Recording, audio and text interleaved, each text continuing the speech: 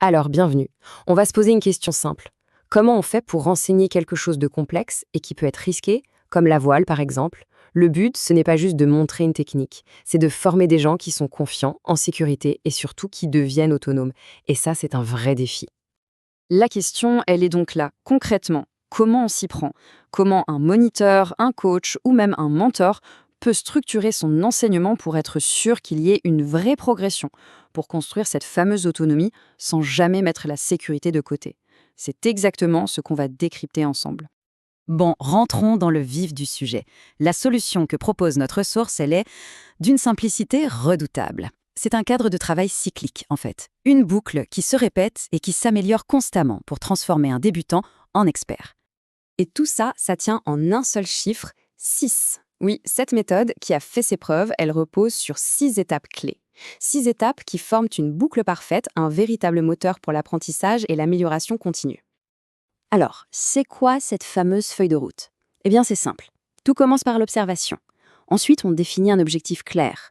On planifie la séance. On encadre sur le terrain. On évalue les progrès. Et enfin, on fait le bilan. Et hop, on est prêt à recommencer. Chaque étape nourrit la suivante, ce qui crée une progression super logique et solide. Ok, on va commencer par les fondations. Les 3 premières étapes, c'est vraiment le socle de toute la méthode.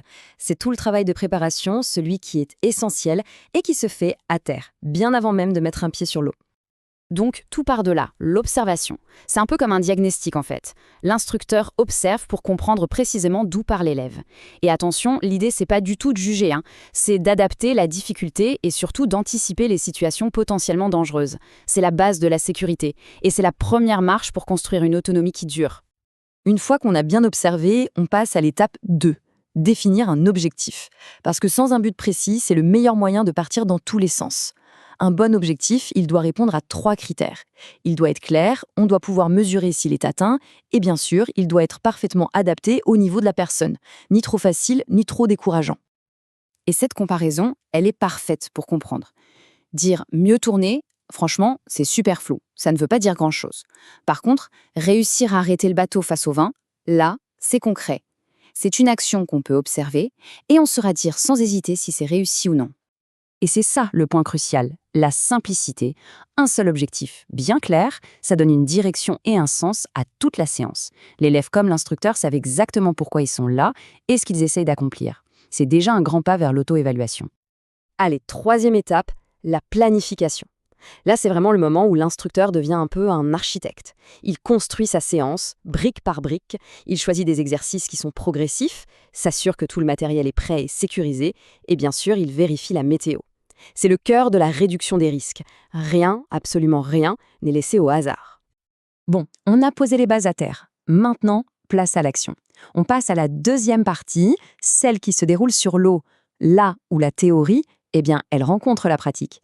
Voyons voir comment la boucle se poursuit. Étape 4, l'encadrement. Là, on est en plein dans le vif du sujet. Le rôle de l'instructeur, c'est d'être actif. Il assure la sécurité en permanence, il communique avec des consignes simples, il montre l'exemple et ensuite, il laisse l'élève faire. C'est un équilibre subtil. Il faut corriger ce qu'il faut, mais tout en encourageant pour maintenir la confiance. C'est le carburant de l'autonomie. On arrive à la 5e étape, l'évaluation. Alors, comment on sait si l'objectif de la séance a été atteint? Attention, on ne parle pas d'un examen ou d'une note. C'est plutôt une vérification, en direct, pour voir si la compétence est bien acquise. C'est un dialogue, pas un verdict. Et là, on a un exemple parfait de ce que c'est qu'un super feedback. Il est court. Il commence par un encouragement, puis il donne une seule correction, précise. Ton virement est bon. Hop, on valide l'effort. Pense à choquer la voile. Voilà l'axe d'amélioration. C'est simple, c'est direct, et c'est incroyablement efficace pour construire la compétence sans casser la confiance. Et on boucle la boucle avec la dernière étape, le bilan.